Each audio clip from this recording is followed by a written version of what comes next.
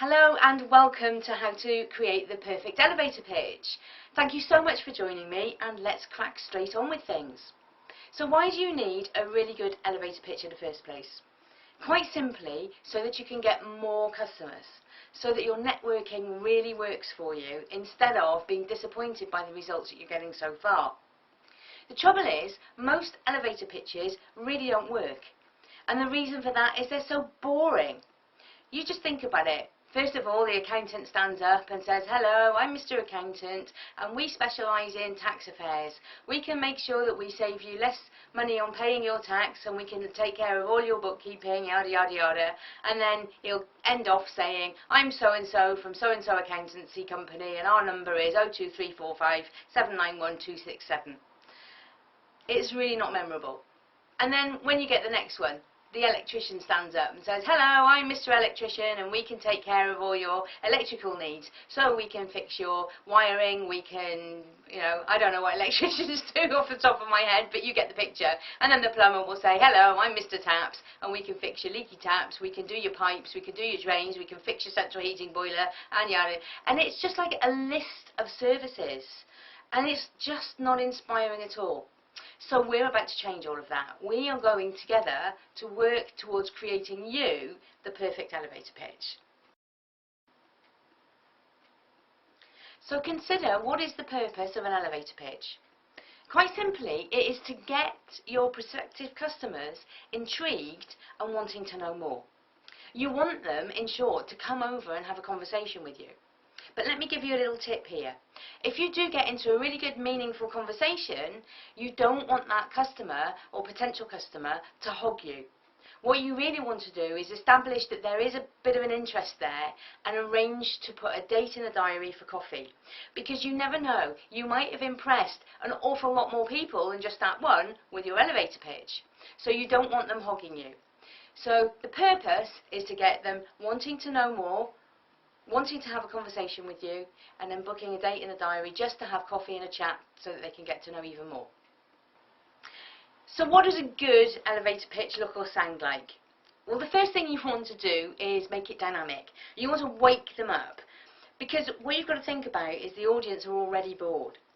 I had told you earlier about, first of all, the accountant standing up and doing their boring bit, and then the electrician standing up and doing his boring bit, and then the plumber standing up, and so on and so on. Now, if you imagine 10, 20 of these might have gone by before it's your turn, so the audience is already half asleep, just concentrating on their breakfast with that polite, pretending to be listening face on. So when you speak, you really want to make them go, "Whoa," and start listening. So let's say the accountant. First of all, something like, "Did you know 75% of all small businesses give their money away needlessly to the government?" That's 75% of you people in this room. Are you one of those 75%? My name is Mr. Tax Expert. I'm an accountant, and I can help you with careful accounting to make sure your money stays firmly where it belongs, in your pockets. What would you spend that extra money on? If you want to know how to keep the money in your pocket instead of giving it away to the government, then come and have a chat with me afterwards, and I can tell you how we do it. It's a lot different than, "Hello, I'm Mr. Accountant and I'm just listing off a whole ream of services." What about the gardener? Imagine this. So the gardener stands up and says, "Imagine the scene. It's a beautiful summer's evening. You have your friends round and you're having a barbecue. The lawn is lush and green. The flowers are colourful and vibrant, and the smell is gorgeous. You have the waft of scented flowers mingling in with the sizzling of your barbecue." Now imagine the reality. It's probably a little bit more like your lawn is brown and parched, you've got weeds growing where your flower bed should be, and actually you're quite embarrassed and you're trying to take the attention away from your garden and onto the food instead. If you would like that first scene, where your garden is a joy to behold and really impresses your friends, but without the amount of work involved to get there, then please come and talk to me and I'll tell you how we can achieve that. Again, what you're doing here now is building up a different picture. And as we go through, I'm going to show you how you can build something up which will make your audience sit up and take notice and wanting to come to talk to you at the end.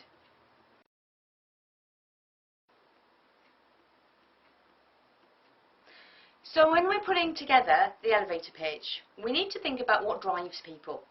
And the thing that drives people are two key motivators. The first motivator is that we move away from pain. And the second motivator is that we like to move towards pleasure. Oddly enough, research has shown that we are more likely to want to move away from pain than we are to move towards pleasure. So this is more often used. Now you've only got to look at any TV adverts and you'll see examples of this used all the time. So let's have a look at the first one. Moving away from pain. What is it that your customers have as their biggest pain that you can help them with? So for example, if you are a person who specialises in helping people to get fit, the thing that really drives people is that they want to lose weight. They don't want to feel sluggish. They want to get into their clothes. So what you want to do is really build on, are you fed up with not being able to wear the clothes that you want? Are you fed up with not getting into those fabulous clothes that are in your wardrobe? Let's say, for example, you are a marketing person and you help people to get more clients. You could say something along the lines of, are you absolutely fed up to the back teeth of working really hard and yet not getting the clients that you would like to have in your practice? And so on and so forth. What is it that the pain that your customers are really suffering from? Now, I want you to spend time on this. I want you to go away and think about every single thing that your customers may be suffering from that you can help them with. Because this will give you a whole different range of elevator pitches. Think about it for a minute. If you trotted out the same elevator pitch time and time and time again, people are going to get bored with it no matter how good it is. But you can vary it every time by coming up with different problems to which you can provide the solution. This will also help you raise yourself as a really credible expert in your field. So think of those pain points. What are the big pain points? What are keeping your customers awake at night? Right, the second motivator, towards pleasure. Now, this is ideal for anybody who is working in an industry where actually it's the luxury end rather than the I have to solve a problem. Let's say, for example, a car. You could go down the end of the pain route if you want. Are you fed up with, driving around in a crappy old motor? But even so, when you take them away from the pain point, it's actually more about the pleasure. It's more about the status. It's more about the feel-good factor. It's more about, hey, if I'm driving a lovely car, what does that say about me? It's all about the thrill. You look at any car advert and it's all about the experience, it's all about the handling, it's all about the lifestyle. I think one of the best adverts I ever saw was Jaguar, and it didn't really say that it was a car advert until right at the end, and all they did was they put that motor vehicle in a class, in a lifestyle. You had all these beautiful people, and then it kind of gave you the impression that, well, if you want to be a beautiful person, you need to be driving a Jaguar. So another example of this would be, say, for example, if you're selling iPhones. An iPhone is fabulous, and people absolutely defend their decision to purchase an iPhone. It doesn't matter that it costs more than the Android equivalent. It's that special thing about it being an iPhone. So are you selling a product or a service which is all about pleasure and experience? And if so, you need to build that up for people. Take inspiration from the adverts on TV. Write down all the benefits. Write down all the things that your client is going to feel by experiencing your product or service. And once you've written down a whole load, then you can start looking at them and putting them together. So, recap. The two key motivators are moving away from pain, moving towards pleasure. Which one of these does your product or service do most? And that's what you need to focus on in your elevator pitch. Alright, next on the list is the two universal wants. There are two things that absolutely every single one of us wants to do, including you and including me. And that is, we all want to save money and we all want to save time. Now, although everybody wants to save time and everybody wants to save money, it is absolutely no good you standing up there and saying that your product or service is going to save them time and it's going to save them money, or one or the other.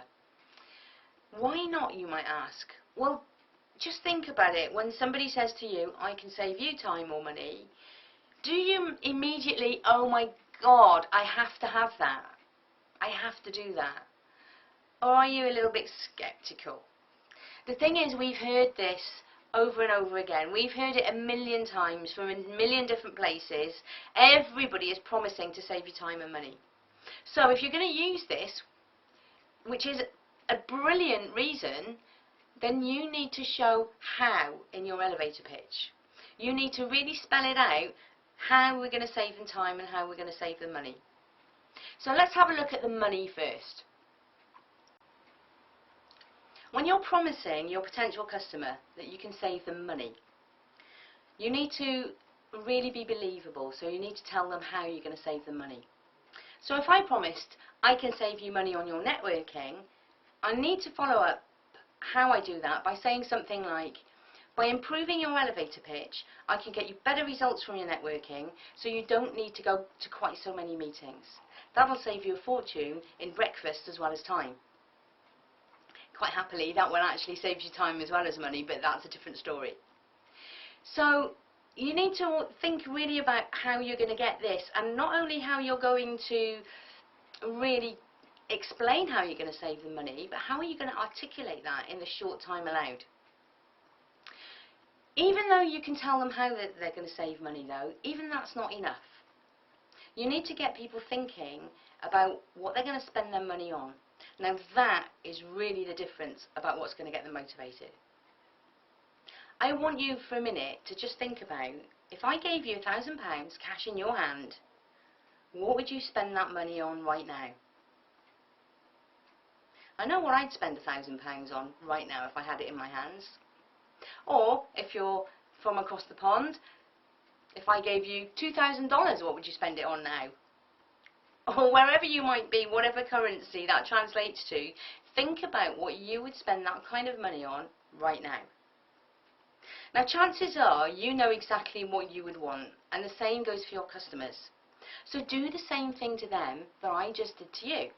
You can stand up and in your elevator pitch say to your customers, if I gave you $1,000 or £1,000 right now in cash, what would you spend it on?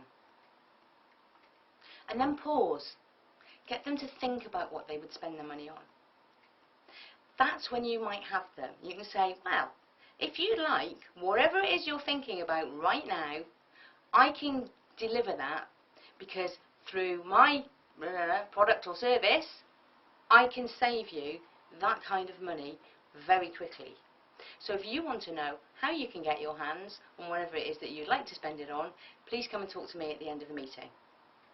So do you see how it's not enough just to say I can save you money? You need to say how I'm going to save you money, and you need to get them thinking about what they're going to spend that dosh on. And the more money you can save them, guess what? The better this is going to be in your pitch. You can really get them fired up about wanting to come and talk to you. So that's money. And let's have a look now about saving time. Again, the same principles apply as they do with money. You need to let your customers know how you're going to save them time. What it is about your product or service that's going to get them that valuable time. Time is even actually more important than money, because when you look at saving time, it's something you can never get back again. You can always earn more money, but you can never get back more time. So it's really useful sometimes to actually mention that when you're talking about saving time. So, articulate how you can save them time very quickly in the short time that you've got to do your pitch. Same with the money. Get them thinking about what they would do with that time. Now, you need to give them pockets of time that they can get their head around, and this depends on your product or your service. So let's say, for example, you're an admin company, and by taking over the admin for another organisation, you can save them as much as perhaps 2 days a week. Get your audience thinking what they would do with 2 days a week. I know, I mean, I could do a million things with 2 days a week. We could probably all think of 2 days a week. You might want to build pictures of what they can do with that time. Most of us, given that kind of time, would either want to spend more quality time with our loved ones, we want to have more fun. Chances are also we've got a lot of things that we want to do in our business and we just simply do not have the time right now to do it. So I'm always wanting to watch more videos, learning about more technology, and it's kind of one of those things, I need to have the time to learn how to do these things to save me the time in the future. If you can get all of this kind of thing across in your elevator pitch, but very succinctly, you are really onto a winner. So if you can save your customers time, you need to get these 3 things across. First of all, that you can save them time. How are you going to save them time? How much time? And then build the picture, get them thinking about what they're going to actually do with that time. That is the motivating factor. Now we come to the 7 steps that will take you from no pitch to a fantastic pitch.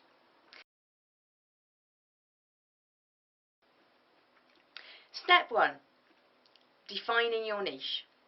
Now I know that as a business you've probably already defined your niche, but when it comes to delivering your elevator pitch, you really need to define your niche even more. Break it down, if you will, into sub-niches.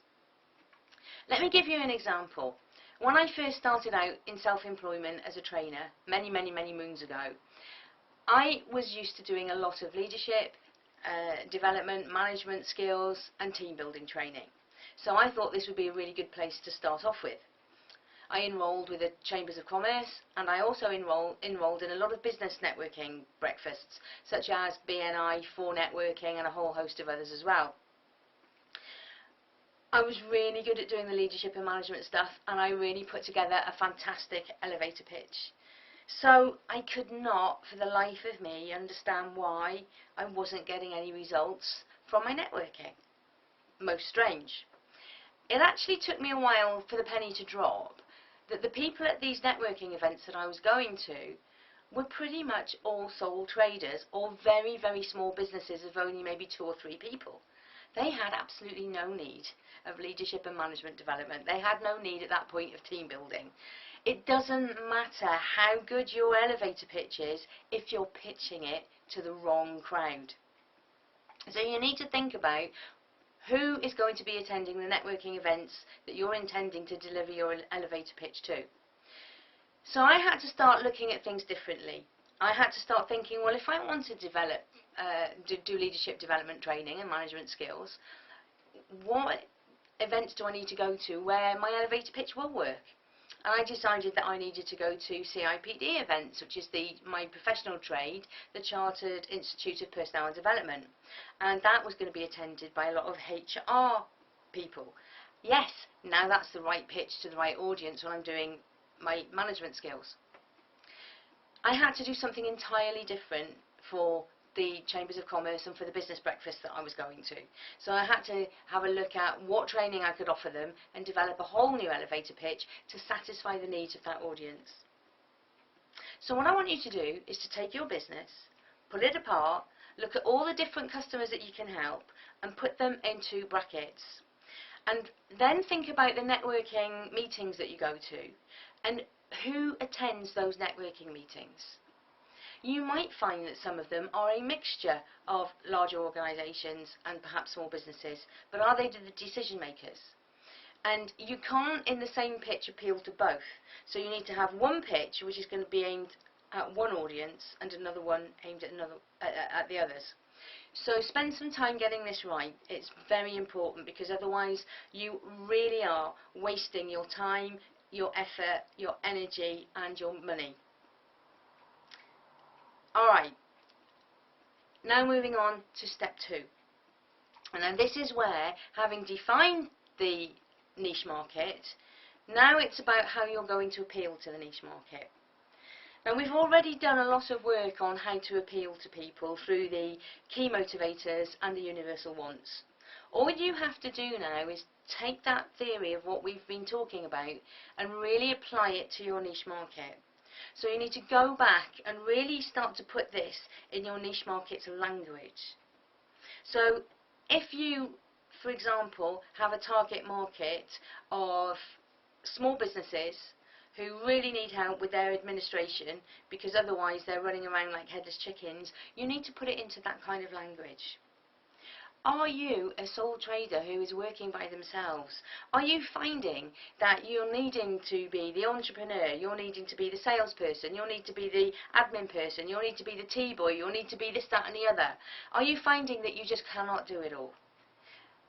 And really spell out the pain that we talked about earlier in no uncertain terms for that particular niche market. And again, if you can do this and really speak in the language of each different pocket of your customers, then you will hit home and you will really appeal to some of them. You won't appeal to all of them, but you're not aiming to do that with your pitch. You're aiming to appeal to particular groups of people. Next time round, you can have a different pitch which appeals to a different group of people within the audience. So that's step 1, define your niche, and step 2, appeal to your niche. And those two are obviously very closely linked. Step 3, you now need to start writing the pitch. And this might sound silly, but you need to have a beginning, a middle, and an end.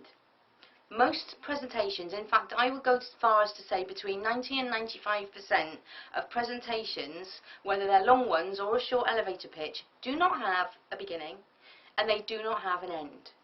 If they do, it's some kind of half-hearted rubbish beginning and ending. So the first thing that we need to do is make sure you've got a really good beginning, middle and end. Now, most people when they're going to sit down, they will start at the beginning. After all, it's a very good place to start, so we're told. Not when you're crafting your presentation, and particularly not when you're crafting your elevator pitch. You actually want to start with the end. So step 3 is to craft your ending. To do this, think about what is it you want your audience to think, feel and do at the end of your pitch. You want them thinking on an intellectual level, wow, actually this person could help me. You want them feeling excited about the help that they can give you. And you want them doing something, you want them taking action. You actually want them to get off their bums at the end of the breakfast or lunch or whatever kind of meeting it tends to be and come over and talk to you and say, can we have a chat? I'd like to know more about what you do. Bingo, you now know you have got a warm potential lead that you can sit down and follow up with afterwards. So, what are you going to put in that ending? Quite simply, you need to remind them how you are going to solve the pain or give them the pleasure that we've talked about in our motivators and our universal wants. And then you give them a call to action. If you want XYZ, come and talk to me. That's all it has to be. You want them to do it at the meeting. You don't want them to go and visit your website in 3 days' time. You want them to come and talk to you now. So tell them, come and talk to me now. Now, let's say, for example, that person wants to come and talk to you, but there's a bit of a queue. Brilliant. And that's not a problem, because if that's the case, they will go and visit your website and they probably will drop you an email or give you a ring. Remember, you don't need to finish with, my telephone number is 129 talk. Your business cards are circulating. That is what they're for. And at these kind of meetings, you either give flyers and you leave them on people's chairs, you hand the business cards around at the table, or whatever way it is, you have got other means of giving them your telephone number and your website address. So your call to action at a really good elevator pitch at any networking meeting is simple. Come and talk to me. That is your ending. Let's have a look now at what's next. Step 4, it's all about the beginning. Now, this is where we want to make them sit up and take notice. Remember, I've already talked about the fact that your people are falling asleep, they're bored out of their brains, so now you want to stand up and say something, wow. It's good to get their attention, perhaps with a good morning or good afternoon first, in a nice, bright, loud, cheery voice. Just to go, hey, hello, wake up, I'm here. But rather than saying, my name is Tina Sibley, and I'm a professional public speaking coach and mentor, blah, blah, blah, blah, which people are already falling asleep, you go straight into what you can do for people. Good beginnings start off with either questions, startling statistics, fascinating facts, something that's going to make them think about their business, the pain that they're having, or the pleasure that they want. So you want to start off with something like, in the accountant's example, did you know 75% of all small businesses are giving their money away needlessly to the government? So you're using statistics there.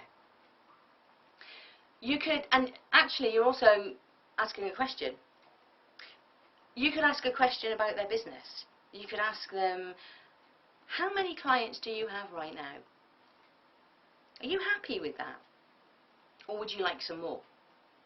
Get them thinking about what they want and get straight to the pain or the pleasure with those questions. You always want to have a beginning that is going to lead to your call to action at the end. So whatever you're going to say in the beginning, you're going to remind them about at the end. So your beginning wants to be a question that leads them to think about what they want, so that when you say, if you want more clients, you want them to say, yes, I do. Then come and talk to me at the end. So your beginning and your end need to link. And then, quite simply, that takes us to step 5. Step 5 is now where you draft the body. This is the link between the beginning and the end, and this is where you're going to show them how you're going to solve that problem. So whatever the question or the statistics that you came out with to get them thinking at the very beginning, you now need to tell them how you're going to do this. So you could perhaps give stories of how you've helped other clients in the past. You can give examples of the kind of service that you give to people in order to save them the money or the time, or take them away from the pain, or give them the pleasure that they're looking for. Remember, you've only got a short period here, and you've already marked out a little bit for your beginning and a little bit for your ending, so you haven't got War and Peace for the middle. This is where most people make mistakes. They try and fit too much in. Keep it very short, keep it very snappy. Just tell them how I'm going to solve that problem, how I'm going to give you the pleasure that you're looking for, how I'm going to make your life better, whatever it is, and then move straight to the call to action. It's nice and simple. So the body is quite simply how you just take them from A to B, from the beginning to the end. What you need to do now is sit down and write down again as many different testimonials, as many different ways that you can do this, so that you do have a whole range of elevator pitches that you can use and vary depending on who's in your audience. Okay, fantastic. That brings us on nicely now to step 6. Step 6 is all about your delivery. Now then, I've said that you need your audience to think.